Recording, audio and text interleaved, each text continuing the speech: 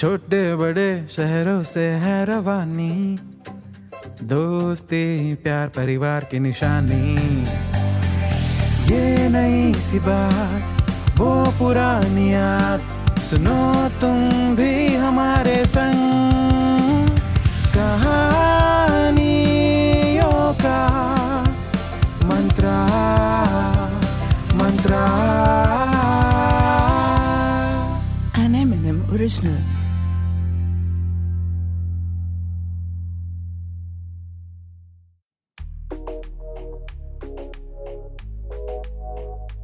Hello, नमस्कार, आदाब, सत श्री अकाल। दोस्तों, ये जो वर्ल्ड है ना, यहाँ दो टाइप के लोग होते हैं।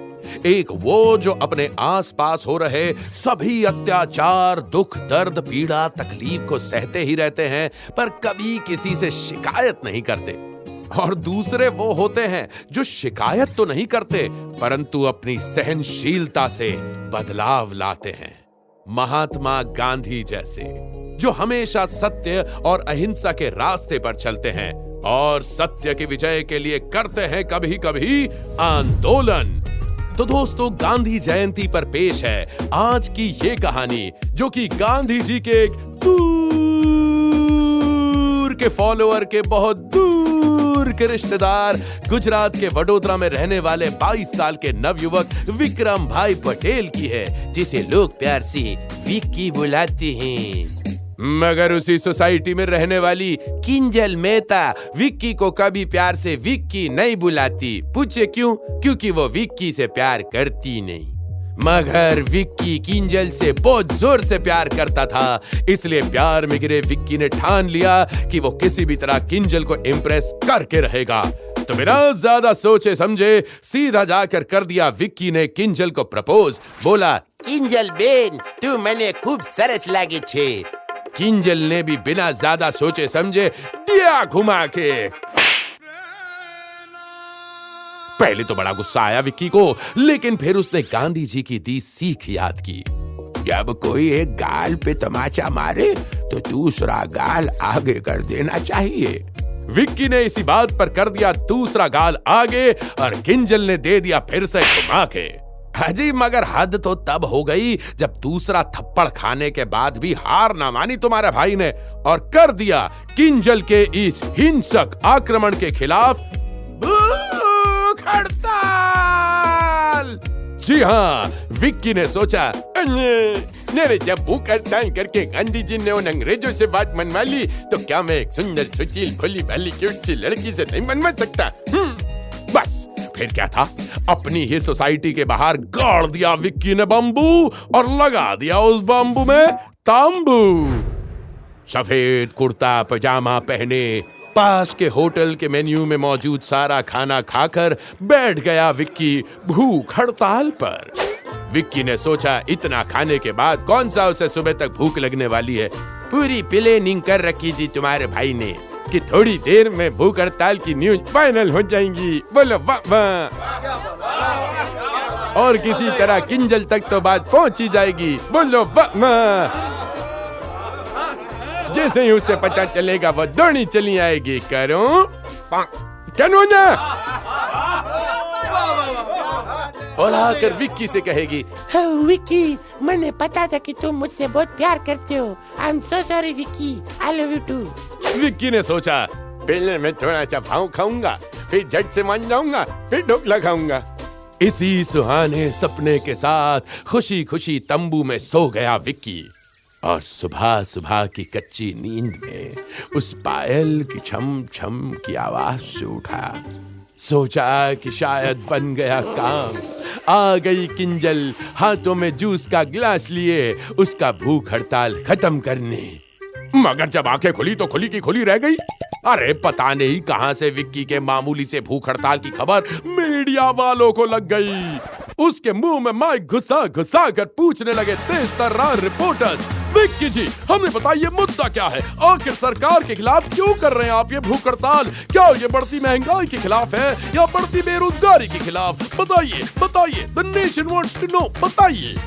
मीडिया वाले रीजन जानने में लगे थे कि इतने में लोकल केबल ऑपरेटर के लोकल न्यूज चैनल की भोली भाली रिपोर्टर ने खुद ही गैस कर लिया कि आखिर क्यों बैठे होंगे विक्की भैया भूख हड़ताल पे।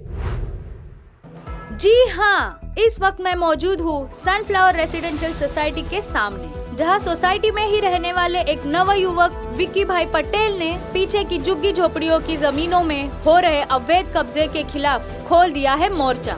विक्की जी ने ये साफ ऐलान कर दिया है कि जब तक सरकार उनकी मांगे पूरी नहीं करती, वो तब तक अपनी भूख हड़ताल खत्म नहीं करेंगे, फिर चाहे इसमें उनकी जान ही क्यों न चली जाए। अरे कौन सा नशा करके आई है ये रिपोर्टर? अरे चाहे मेरी जान क्यों न चली जाए, ऐसा क्यों बोल रही है? अरे कौन सी झोपड़पट्टी, कौन सा बिल्डर, मैं तो किसी को जानता तक नहीं।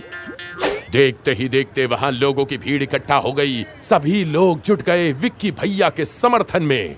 कुछ तो सामने पंडाल में बैठ के जलेबी फाफड़ा खाने लगे। गुस्से से फड़फड़ाते हुए विक्की ने सोचा, जैसे ही ये सब हो जाएंगे तुरंत ही थड़ी पार हो जाऊंगा। अरे ऐसा मांगूंगा कि भाई कभी किसी को नजर नहीं आऊंगा। हाँ, जिंदा रहा तो किंजल को फिर कभी पटा लूंगा।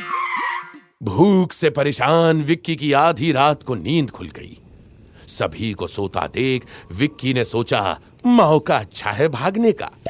जैसे ही विक्की दबे पांव भागने वाला था कि तभी तंबू में सोए एक बाबूजी की नींद खुल गई। वो बोले, अरे बेटा, उस बिल्डर ने अवैध कब्जा कर लिया है हमारी झोपड़ियों में। हम सब बेघर हो गए हैं बेटा। हमारे पास न ही रहने की कोई जगह थी, न ही कोई उम्मीद थी कि हमें कभी हमारा हक मिलेगा, मगर फिर भगवान ने तुमको भेज दिया। पता नहीं इस एहसान का बदला हम कैसे चुकाएंगे बेटा, कैसे चुकाएंगे। विक्की ने उन झोपड़ियों की तरफ देखा। वहां बहुत से घर टूटे हुए थे। कई बच्चे बूढ़े फुटपाथ पर सोने को मजबूर हो गए थे। उन सभी को देखकर विक्की की आंखों में पानी भर आया। उल्टे पांव ही वापस लौट गया विक्की अपने तंबू में। नींद तो उसे अब भी नहीं आ रही थी, मगर अब न जाने कैसे उसकी भूख मर गई थी।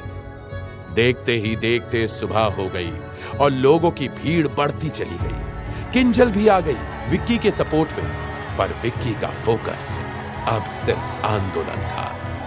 और आखिरकार सरकार ने भी मामले की गंभीरता को समझते हुए दिला दी बस्ती वालों को उनकी जमीन।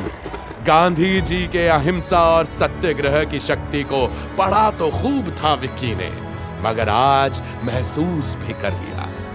एक बात समझ आ गई विक्की को, अगर कोई आंदोलन कभी किसी निजी स्वार्थ के लिए किया जाए तो वो सफल नहीं हो सकता, लेकिन अगर उस आंदोलन में लोगों की और समाज की भलाई छिपी हो तो सत्य की रक्षा के लिए किया गया सत्याग्रह कभी असफल नहीं हो सकता। तो गांधी जी के दिखाए रास्तों पर चलते रहिए, ना बुरा कहिए, ना बुरा देखिए और ना ही बुरा सुनिए, और हमेशा सुनने के लिए सुनते रहिए कहानियों का मंत्र।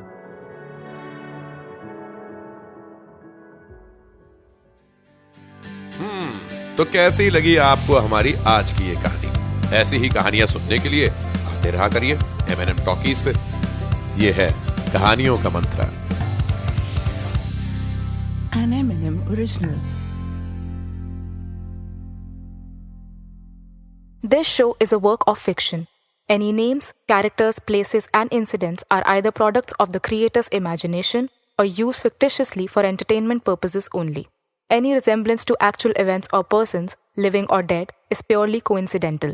This show does not intend to defame, malign, slander, or hurt or be disrespectful to any person, nation, state, individual, caste, religion, religious sentiments, beliefs, or feelings of any person. The show does not promote smoking or drinking. Listeners' discretion is advised.